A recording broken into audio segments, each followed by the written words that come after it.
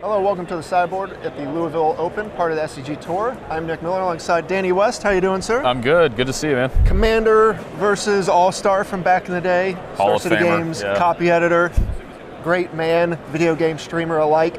Playing a deck near and dear to my heart today. Really? Is that what got me here? Green and white creatures. Yes.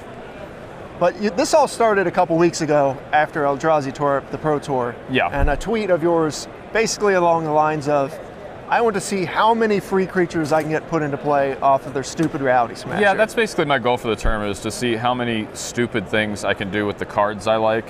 None enough players think about the long-term ramifications of a format. I don't know how good, the Eldrazi deck's obviously very good, but if I play that deck for a few months and then it's gone, I haven't really learned anything. Sure. I have to mix it up again. So I may as well keep playing with the same stupid kinds of cards that I've been playing with for 10 or 15 years, because I don't think anything's on the ban watch list out of this bad boy. So there's a lot of fair magic going on in this deck. I'm a fair magic guy. Yeah. Although we've seen the kind of the green-white hate bear shell before. We've got Leonin Arbiter, Thalia, those things. But there's a little Eldrazi slipping into this deck too. Hey, and this is the card that's breaking the mirror in the Eldrazi decks. You're kind of doing some other kind of work with them in this deck. Correct. I can't, because of the Leonin Arbiters, I can't reasonably play Windswept Heaths in this deck, which allows me to play a lot more colorless lands that still produce green-white and let me cast my normal cards. So basically, yeah, Eldrazi Displacer serves to get a ton of value off the enters the battlefield cards. Blade Splicer, Kitchen Finks, those kinds of stuff you can create. It's already sort of an aggro-y deck with some hate incidentally, but that gives you like a really good attrition engine. Yeah. If the game goes long, if they can't deal with it, they eventually just succumb to 15 Blade Splicer golems. And it also serves the purpose of actually removing blockers, like because the creatures return tapped, sometimes they're just dead. Like you just blink all your guys, they come back tapped, and it doesn't matter how many cards they draw, it doesn't matter how many whatever, they can have all the triggers they want. You're just gonna kill them. You're dead. Yeah. So it's flexible, and it was a card that I put in sort of a, hey, this looks cute, and I'll be honest, I could have been talking to you now and saying, no go. It doesn't do what it's not, but very fortunately, it does exactly what I wanted it to. Yeah, you got plenty of things on top of the things you mentioned. You also have, Flicker Wisp, which can cause some more shenanigans. Yep. And then you just got, Resto Angel as well, if you want to create chains of things. I guess if you want to get real cute. This is essentially the traditional Hate Bears style deck. It's just tweaked out, keeping the Eldrazi cards in mind. Right. Flicker Wisp can kill Endless One, because when it blinks it comes back as nothing. Displacer too can also do that. Yeah, correct. So. Yeah, it keeps going, and then there's all kinds of like just goofy Eldrazi. The discard guys, locks it on Smiter and Wilt Leaf Leech. This is what we're really talking about here. This is why we're here. Yes, we want 4/4s for free. Yes, you can Path to Exile their Reality Smasher and get a free 4/4 out of the deal immediately after, which is pretty neat. Yeah. Pretty neat. So that's basically, it's a Hate Bears style deck, but it's tweaked out, keeping in mind the Eldrazi stuff. Okay. Now, outside of the Eldrazi decks, where does this deck shine? Because, of course, we saw this deck before the previous bannings. It did serious work against Bloom and things like that. Yes. But where else does the deck shine? Leonin Arbiter is maybe the greatest thing ever put on cardboard paper. I'm playing both. Most of the decks only play Hierarchs, Noble Hierarchs. This deck plays both Birds of Paradise and Noble Hierarch to give you a greater chance to be able to Leonin Arbiter on 2 before you play your land drop, and then you can literally just strip mine the land they played. So you get way ahead on tempo. And my good friend Emma Handy, she pointed out to me a sweet interaction when I was building this deck. If you have Leonin Arbiter out and the Displacer, if they go to fetch and pay 2 to search, you can actually blink your Leonin Arbiter, and they have to pay 2 more because Magic treats it as a brand new object. Right. It's not the same Leonin Arbiter. So judge calls are going to happen today, but they're going to go in my favor. Yes, you've already done the paperwork and figured out. It's a beautiful thing. And this deck, because I don't have to play Heaths, I can be a lot more flexible on the land slots. I definitely need colorless to support the Displacer.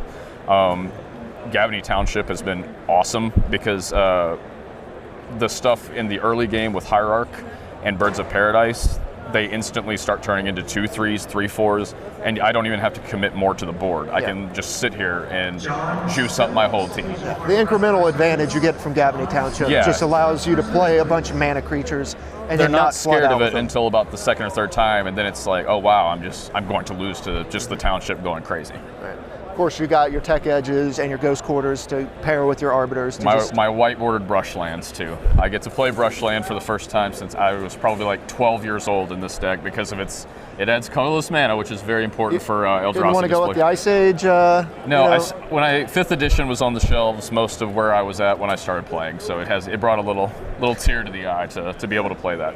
Yeah, a lot of people playing these pain lands this weekend because they fit perfectly in the Eldrazi deck. Yeah, it's really sweet, and people just take fetch lands so for granted. We're only a few rounds into the event so far, and I've had people just crack fetch lands and sure take one, and then they don't search because Leonin Arbiter is not a popular enough card yet to where people are paying attention. It's just so ingrained to just fetch without thinking about it. Yeah, it's great. As awesome as strip mining somebody is, somebody strip mining themselves and then taking one is even better. Let's move on to the sideboard here. Sure. You've got 4 Stony Silence.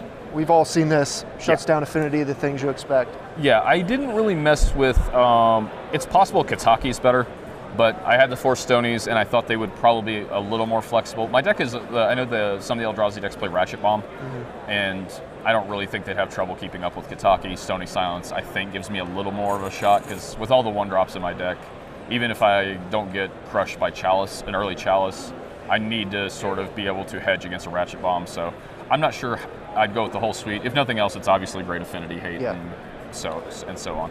Now, the other card that's been popping up, if people are throwing around cards that shut down the Eldrazi deck on top of that, Snaring Bridge, Worship. You're choosing to go with the Ghostly Prison. I am.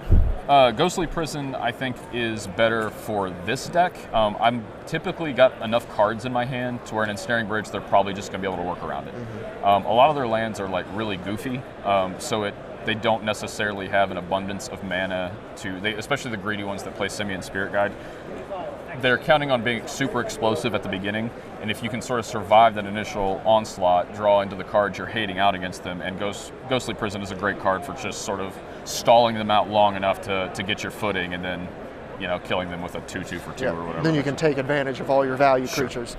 Forge Tender, great against burn and things that try to sweep your creatures. I'm typically a Firewalker kind of guy, but with a deck with the mana and the colorless, I can't count on double white. So Forge Tender is just sort of, I don't think it's better than Core Firewalker like in an ideal scenario, but I'm going to get stuck with Firewalker in my hand way too often at double white. So Forge Tender got to go. All right. Engineered Explosives, just kind of good catch-all. If I'm on the draw against the Chalice decks, I need to be able to get rid of Chalice, because if they get me on one really early, I'm in a load of trouble.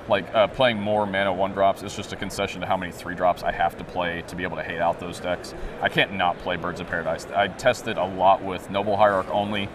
You need more mana creatures. Just have to be accelerating. So Engineered Explosives is kind of the way to hope for the best and hope I can, because it's really hard for me to play Magic if they get that early Chalice. Right.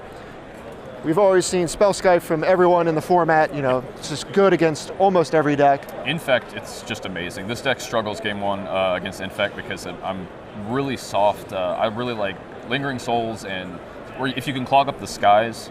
Against Infect, you can do okay, but I can't count on being fast enough with Flicker Wisp and Resto Angel, so I need a way to last long enough to play a fair game against them. And Spellskite's always huge against in that game state. Relic, good against the graveyard, and then I want to talk about Gideon here. Gideon Jura, sure. coming in. He's already come in. He already came in. I played against Blue-White Control in the first round, and Gideon came in. It was 1-for-1. This is not I didn't count on playing against a lot of control decks because this is modern. So Gideon is sort of he's sort of like the sideboard version of Eldrazi Displacer. The card I put in was like, let's see how this guy does. So he was the first one in. I think I'm going to bring him in against the Eldrazi decks. I think, again, in the vein of just maybe tapping one Alpha Strike away is a great way to get back in there. And if you're ahead on board against any deck but Burn, Gideon goes crazy. Gideon is has honestly like utility against infect. Like they have to really piecemeal out. They're never going to kill it unless they burn out their kill you spells and stuff. So using the pump spells to kill a planeswalker never feels good. I'll take it, and then they'll have no hand. So yeah, Gideon's sweet. All right, well the deck looks great. Danny West here showing you can keep playing the cards you like to play in this format. Do whatever you want, man. Have There's a good time. No rules.